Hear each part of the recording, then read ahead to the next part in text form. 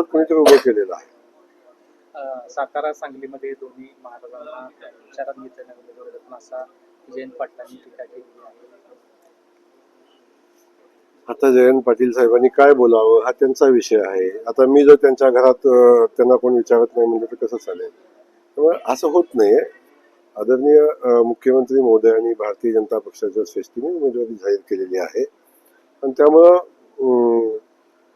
आम्ही सगळ्यांनी ती उमेदवारी स्वीकारलेली आहे आणि धैर्यशील कदम हे सातारचे आमचे उमेदवार आहेत. दोन्ही महाराज म्हणजे मी इकडे व्यस्त असताना सुद्धा दोन्ही महाराज फ्रंटफूटवर राहून ती निवडणूक हातामध्ये घेऊन लढतायत. असं कुठलाही विषय नाही.